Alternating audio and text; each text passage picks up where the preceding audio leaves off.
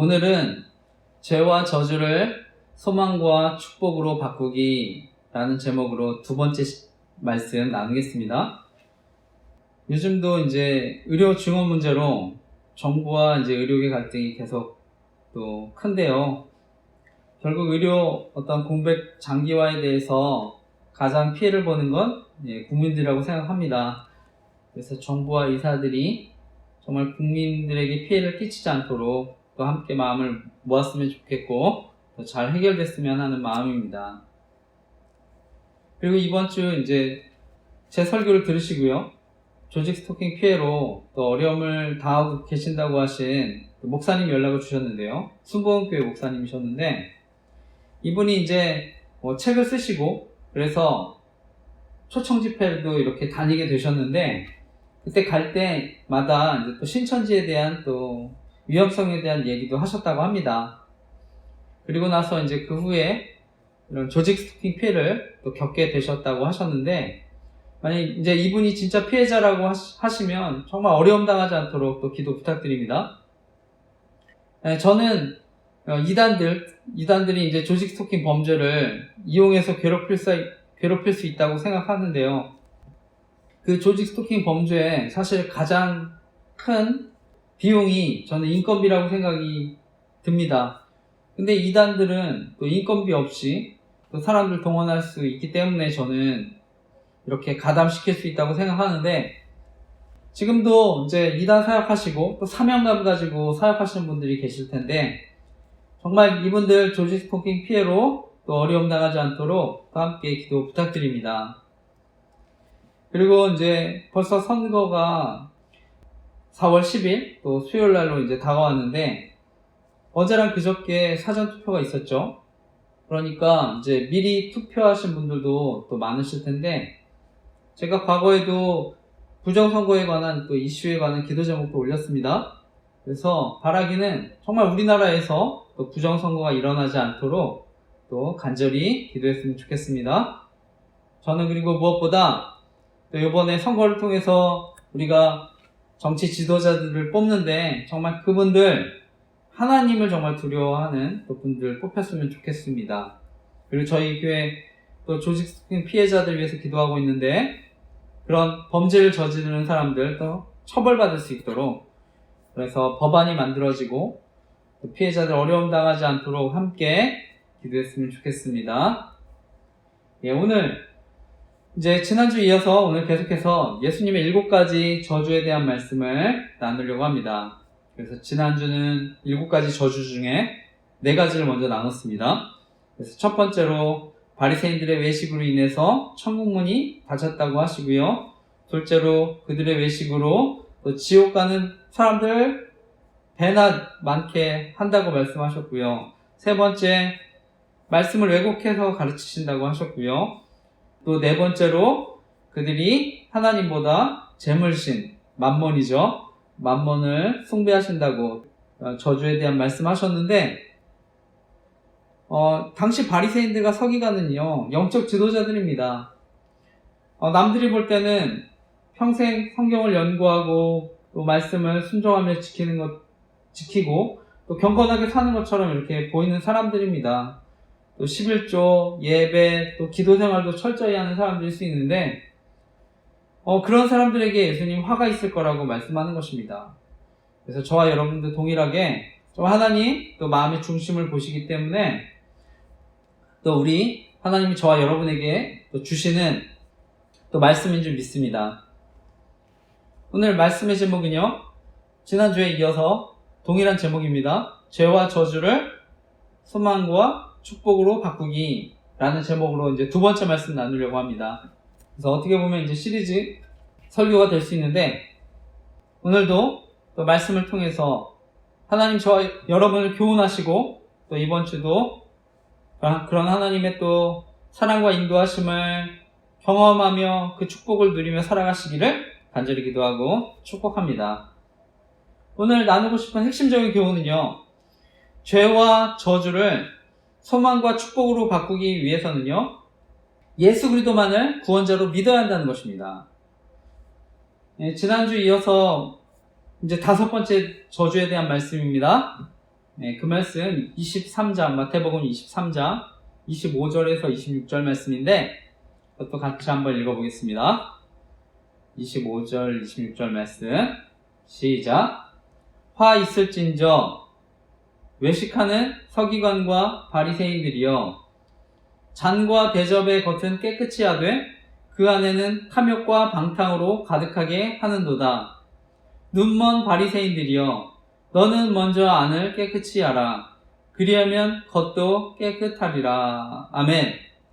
예수님은요, 서기관과 바리새인들 겉은 깨끗해 보이지만 그 안에는 탐욕, 방탕으로 가득하다고 말씀합니다. 겉으로 보기에는 그 서기관 또 바리새인들 종교 지도자들이기 때문에 뭐 방탕하거나 뭐 탐욕하고는 좀 거리가 멀어 보이는 것처럼 보이는데요, 그들에게 그 탐욕과 방탕으로 가득하다고 하시는 것입니다. 우리가 세상을 살면서 욕심이 없는 사람은 없죠. 저는 모든 사람 모두가 어떤 재물이라든지 명예, 또 이성, 또 성공, 이런 여러 가지 탐욕에 끌릴 수 있다고 생각합니다. 그러니까 저와 여러분 늘 조심해야 되는데요, 성경은 특별히 탐욕이 죄의 뿌리가 될 수 있기 때문에 조심해야 된다고 말씀합니다. 그래서 골로새서 3장 5절의 경고인데요, 이건 제가 읽겠습니다. 그러므로 땅에 있는 지체를 죽이라. 곧 음란과 부정과 사욕과 악한 정욕과 탐심이니 탐심은 우상 숭배니라. 아멘.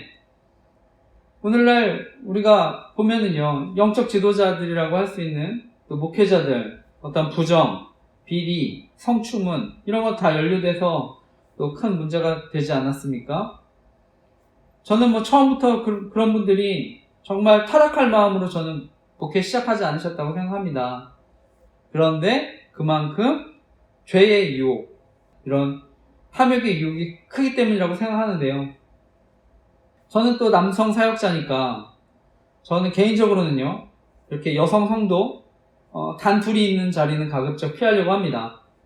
그래서 이렇게 상담을 하게 되면 교회라고 하더라도요, 단둘이 이렇게 만나는 것은 피하는데요, 그래서 이렇게 만나게 되거나 상담할 때 가능한 사람들이 있는 오픈된 공간에서 이렇게 만나려고 합니다.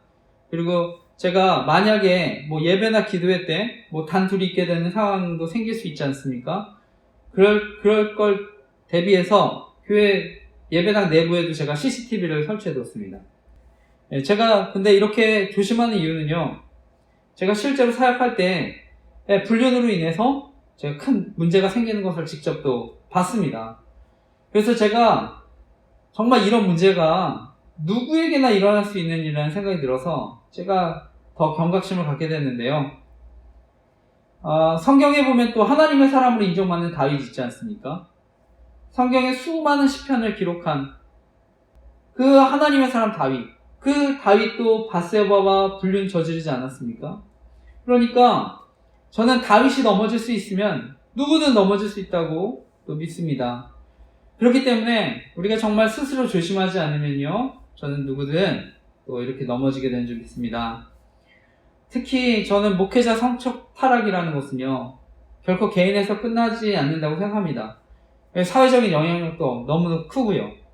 제가 또 조직 스토킹 범죄 알리면서 목회자들이 성범죄에 가담하는 경우에 특히 피해자들이 2차 가해를 당할 수 있고 정말 많은 사람들도 그 범죄에 가담시킬 수 있다고 또 생각하기 때문에, 그렇기 때문에 더 알리고 있습니다. 그래서 더 조심해야 되는 줄 믿습니다. 이어서 이제 6번째 화에 대한 말씀입니다. 마태복음 23장 27절 28절 말씀인데 이것도 이어서 읽어보겠습니다. 마태복음 23장 27, 28절 시작. 화 있을진저 외식하는 서기관과 바리새인들이여, 회칠한 무덤 같으니 겉으로는 아름답게 보이나 그 안에는 죽은 사람의 뼈와 모든 더러운 것이 가득하도다. 이와 같이 너희도 겉으로는 사람에게 옳게 보이되 안으로는 외식과 불법이 가득하도다. 아멘. 이어서 그 6번째 말씀인데 5번째랑 동일합니다. 그래서 예수님은요, 바리새인들 서기관들에게 외식과 불법이 가득하다고 말하는 것입니다. 그래서 그 안을 깨끗이 하라고 하시는데요. 예수님이 이들 회칠한 무덤 같다고 하시는데 결국 겉으로는 아름답게 보이는데 그 안에 무덤은 더러운 것들이 가득한 거죠. 썩은 것들. 이 당시에 유대인들은요, 큰 절기마다 예루살렘 성전으로 이제 가야 되는데 그때 이제 순례객들이 예루살렘에 이렇게 옵니다. 그런데 성경에 보면은요, 죽은 시체죠. 무덤이나 이런 사체에 접촉하는 사람들 부정해진다고 합니다. 그러니까 그 순례객들이 지나가다가 혹시라도 그 시체나 어떤 사체에 접촉해서 부정해질까봐 그 예루살렘 무덤에 석회를 발랐다고 합니다.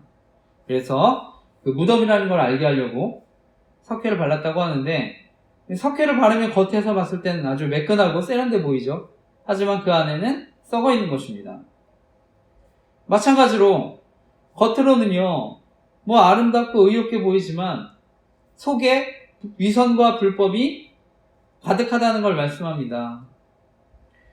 과거 이제 대한민국 60년대까지만 해도 목회자들, 성도들이 정말 존경하고 신임하고 이렇게 절대적이었다고 제가 알고 있는데요. 그런데 오늘날 지금 살아가는 이 시대에 기독교, 또 그 목회자에 대한 정말 그런 배척이나 또 혐오도 정말 지금은 굉장히 크다고 생각합니다. 저는 그것이 바로 교회 안에서의 목회자들의 또 위선과 불법 때문이라고 생각합니다. 교회라는 건요, 저마다 아픔, 눈물, 이렇게 고통을 가진 사람들이 또 모이지 않습니까? 그래서 모여서 영혼이 치유받고 이제 회복되는 곳인데요. 근데 어느 때서부턴가 교회 안에 위선과 불법으로 인해서 또 사람들이 마음이 상하는 곳이 또 되어버릴 수 있다 생각합니다. 그래서 너무 안타까운데요. 또 그것을 제가 또 알리는 것이고요. 또 그래서 교회가 또 달라지기를 또 바래서 제가 또 조지스토킹 범죄, 그런 범죄에 또 목회자들 가담하지 않게 해달라고 간절히 기도하는 것인데요. 물론 세상에 완전한 교회와 목회자는 없습니다. 하지만 적어도 저는 교회에서 누구든 정말 그 사랑을 경험하고 좀 따뜻함을 경험했으면 합니다. 마음도 넣고. 그래서 정말 힘들고 어려운 사람들이 또 극단적인 선택하지 않고 마지막으로 찾는 곳이 저는 교회였으면 하는 마음입니다. 그래서 바라기는 저 여러분 또 주안의 교회가 정말 그런 교회가 만들어지도록 또 함께 간절히 기도해 주시기를 부탁드립니다. 마지막 7번째 저주에 대한 말씀. 오늘 마지막 말씀인데요. 좀 깁니다. 36절까지 그냥 쭉 함께 읽어보겠습니다. 마지막 7번째 저주. 29절에서 36절 말씀. 같이 함께 읽겠습니다. 시작. 화 있을진저 외식하는 서기관과 바리새인들이여, 너희는 선지자들의 무덤을 만들고 의인들의 비석을 꾸미며 이르되, 만일 우리가 조상 때에 있었더라면 우리는 그들이 선지자의 피를 흘리는데 참여하지 아니하였으리라 하니, 그러면 너희가 선지자를 죽인 자의 자손임을 스스로 증명함이로다. 너희가 너희 조상의 분량을 채우라. 뱀들아, 독사의 새끼들아, 너희가 어떻게 지옥의 판결을 피하겠느냐. 그러므로 내가 너희에게 선지자들과 지혜 있는 자들과 서기관들을 보내매 너희가 그 중에서 덜어는 죽이거나 십자가에 못 박고 그 중에서 덜어는 너희 회당에서 채찍질하고 이 동네에서 저 동네로 따라다니며 박해하리라. 그러므로 의인 아벨의 피로부터 성전과 제단 사이에 너희가 죽인 바라가야의 아들 사가랴의 피까지 땅 위에서 흘린 의로운 피가 다 너희에게 돌아가리라. 내가 진실로 너희에게 이르노니 이것이 다 이 세대에게 돌아가리라. 아멘. 예수님 외식하는 서기관 바리새인들에 대한 마지막 7번째 또 저주에 대한 말씀입니다. 서기관 바리새인들, 선지자들의 무덤을 만들고요. 비석을 꾸미면서 내가 만약 내가 그 선지자들 살았던 시대에 살았더라면 이런 선지자들은 어려움 당하지 않았을 거라고 얘기합니다. 그때 예수님 그들의 말을 이제 비판하시는 거죠. 예수님은요, 그 예수님 당시에 구약이나 어떤 예수님 믿음의 선진들의 그런 의인들 기념하기 위해서 이렇게 무덤을 새롭게 짓거나 만들었다고 합니다. 그러니까 이제 서기관 바리새인들이 만약 내가 그 시대에 살았으면 나는 그들 피 흘리는 일에 가담하지 않았을 거라고 이렇게 얘기했던 건데요. 결국에는요, 그들이 이렇게 기념하면서 무덤을 만들어주면서 자신들은 이런 조상들하고 질적으로 또 다르다는 것을 이렇게 드러내려고 했던 겁니다. 그런데 예수님은 서기관 바리새인들, 조상들과 조금도 다르지 않다고 하시는 겁니다. 오히려 과거 조상들이 채우지 못한 남겨둔 악행 채울 거라고 하십니다. 너희가 너희 조상의 분량을 채우라. 나중에 실제로 선지자뿐만 아니라 바로 그 하나님의 아들로 오신 예수님 십자가에 못 박지 않았습니까? 그리고 그 예수님의 제자들 회당에서 채찍질하고요. 또 이렇게 죽이려고 또 죽이기도 하고요. 그러니까 예수님은요, 아벨의 피부터 그 사가랴의 피에 이르기까지 결국 나중에는 죄 없이 흘린 그런 모든 피 너에게 다 돌아갈 거라고 하시는 겁니다. 아벨부터 사가랴까지 이렇게 얘기하셨는데 그 아벨과 사가랴는요, 구약의 첫 장, 또 구약의 마지막 등장하는 인물입니다. 성경의 히브리식 분류법에는요, 케투빔이라고 불리는 성문서, 그 마지막 책이 역대합니다. 그러니까 히브리 성경의 맨 마지막 책인데요. 예수님은 구약의 첫 장에 등장해서 죽은 바로 그 아벨, 또 맨 마지막에 또 죽게 된 사가랴, 그 의로운 피가 너에게 다 돌아갈 거라고 얘기합니다. 그들이 비록 믿음의 사람들을 위한 무덤을 만들고 비석을 세웠지만 예수님은요, 결국 하나님의 아들, 또 거부하는 세대, 또 심판이 임하게 된다는 걸 말씀합니다. 저는 오늘 또 설교를 온라인을 통해서라도 또 말씀 듣는 분들, 또 좋은 목사님, 저는 좋은 교회에 많은 분들이 만나셨다고 생각합니다. 그러니까 여러분들은 잘 모를 수 있지만요, 오늘날 교회 내에 수많은 핍박과 도전들이 있습니다. 저와 여러분이 믿는 성경의 무오죠. 이 무오, 오류가 없다는 거는요, 사본은 아닙니다. 성경 원본. 하나님 말씀엔 오류가 없다고 우리가 믿고요. 또 예수님, 또 마리아의 처녀 탄생을 또 우리가 믿고요. 예수님이 저와 여러분을 위한 대속적인 죽음, 또 부활, 또 다시 오실 재림을 믿는데요. 이런 것 지금 믿으면은요, 또 교회 내에서도 심지어 이런 사람들은 근본주의자다, 원리주의자다, 정말 이렇게 공격받는 세상이 됐습니다. 그리고 현재 WCC라고 하는 운동이 있는데요. 세계교회 협의회 운동입니다. 그래서 개신교, 정교회 포함해서 전 세계 140여 개국, 349개의 교단, 이렇게 포괄하는, 지금은 더 많아질 수도 있는데, 이런 세계교회 연합기구가 있습니다. 여기도 이제 카톨릭 교회도 적극적으로 참여하고요. 우리 알고 있는 천주교회죠. 그런데 문제는요, 이 운동에서 1990년에 기독교 이 외에도 구원이 있다, 이런 걸 공식적으로 선언합니다. 그래서 종교다원주의를 결국 공식적으로 표방한 거죠. 그리고 현재 대한민국 이 회원교단으로요, 그 대한예수교 장로회, 또 통합교단, 장로교 중에서는 저희 교단과 더불어 제일 큰 교단입니다. 저는 물론 이제 개교회 또 목사님들 생각은 다를 수 있다고 생각합니다. 그런데 어쨌든 교단에서는 이런 WCC 운동을 또 지지하고요. 그리고 기독교 대한감리회, 우리가 아는 감리교입니다. 감리교, 또 기독교에 대한 하나님의 성회, 줄여서 기아성이라고 또 이렇게 하는데요. 또 기독교 한국 루터회, 그 다음에 대한성공회, 한국 기독교 장로회, 여기는 줄여서 기장이라고 합니다. 기독교 장로회, 기독교 대한복음교회, 마지막으로 한국 정교회, 이렇게 9개 교단 제가 가입되어 있는 걸로 아는데요. 저희 교단 대한예수교 장로회 합동교단인데 예장합동이라고 합니다. 줄여서. 이런 WCC 반대하면서 또 가입 교단하고 이렇게 강단교류도 금지했었습니다. 그리고 현재 이제 저희는 카톨릭 교회를 명백한 이단으로 이렇게 규정을 했는데, 보통 타 종교라고 하고 이단은요, 기독교를 말하지만 결국 구원이 다른 겁니다.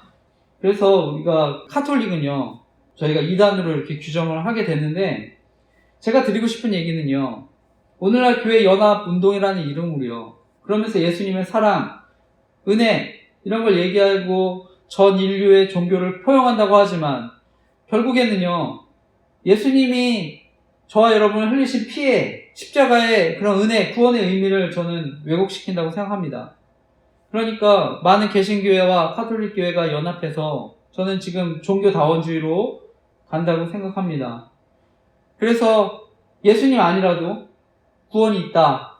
저는 이것이 이제 어떤 세계적인 흐름이기 때문에 정말 저와 여러분 간절히 기도해야 되는 줄 믿습니다. 제가 말씀 마치면서 바리새인들 서기관들이 그랬던 것처럼 오늘날에도요, 한편으로 저는 그 예수님을 대적하는 가장 큰 적, 또 교회 안에 있을 수 있다고 생각합니다. 바리새인들 서기관들이 조상 때 내가 그 시대에 있었더라면 나는 그 예수님 선지자들 피 흘리는데 참여하지 않았을 거라고 하는데, 저는 오늘날 지금 전 세계에 일어나고 있는 또 이런 일들을 보면은요, 여전히 동일하다고 생각합니다. 그 하나님 예수님의 십자가의 은혜를 저는 대적하고 있는 거라고 생각합니다.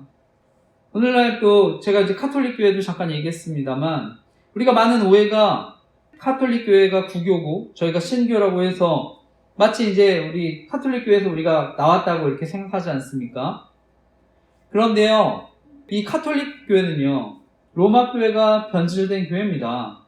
그래서 로마 교회는 바울이 직접 복음을 전해서 세운 교회는 아니지만, 바울이 로마서를 쓰면서 그 성도들을 위로하고 격려하는 귀한 교회였습니다. 그런데 나중에 그런 로마 교회가 결국 권력과 어떻게 보면 하나가 되면서 이 카톨릭 교회가 된 것입니다. 그 카톨릭 교회가 나중에 유럽을 장악하고요. 그 종교개혁은요, 바로 그 바울이 전한 복음, 그 회복한 사건입니다.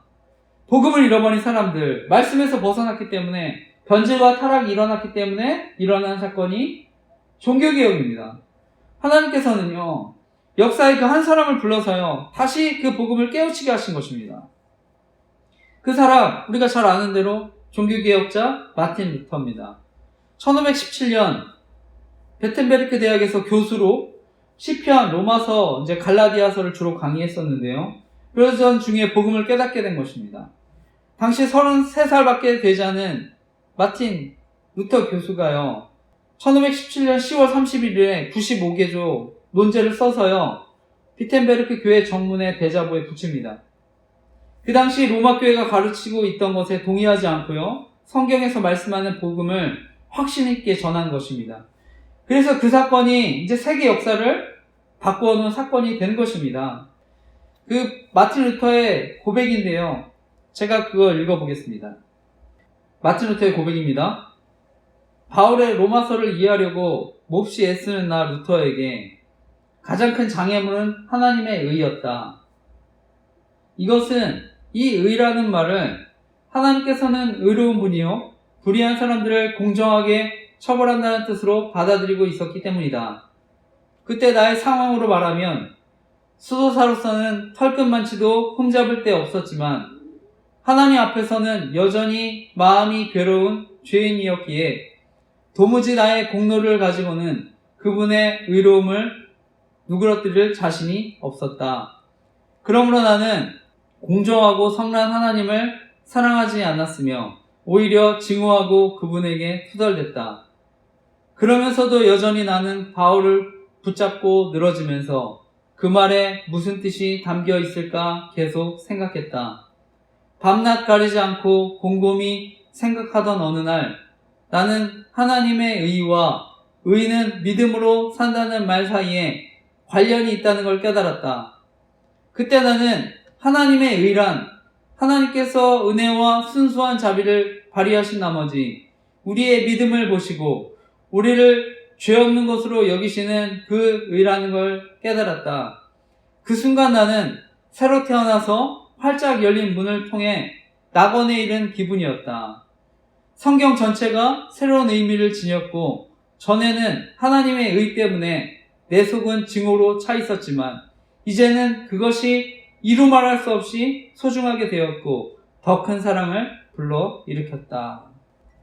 결국이요, 마틴 루터는요, 그 로마서에서 발견했던 그 말씀, 또 갈라디아에서 발견했던 그런 은혜들을요, 결국 그 복음의 렌즈로요, 성경을 다시 보니까 창세기부터 요한계시록까지 전부 다 복음을 말하고 있었던 걸 깨달은 것입니다. 이 1000년 동안 어떻게 보면 무덤 속에 있었던, 썩고 있었던 그 복음 다시 깨우게 된 것입니다. 그 바울이 전한 복음, 그 복음 다시 전하는 게 또한 저와 여러분의 사명인 줄 믿습니다. 이 말씀을 마치면서요, 죄와 저주를 소망과 축복으로 우리가 바꾸기 위해서는요, 저와 여러분 정말 예수님만을 구원자로 믿어야 합니다. 성경에 나무에 달린 자마다 하나님의 저주를 받는다고 했는데요, 그 저주를 예수님이 대신 나무 십자가에 달려 저주를 받으셨습니다. 이 갈라디아서 3장 13, 14절 말씀입니다. 제가 읽겠습니다. 그리스도께서 우리를 위하여 저주를 받은 바 되사 율법의 저주에서 우리를 속량하셨으니 기록된 바 나무에 달린 자마다 저주 아래에 있는 자라 하였습니다. 이는 그리스도 예수 안에서 아브라함의 복이 이방인에게 미치게 하고 또 우리로 하여금 믿음으로 말미암아 성령의 약속을 받게 하려 함이라.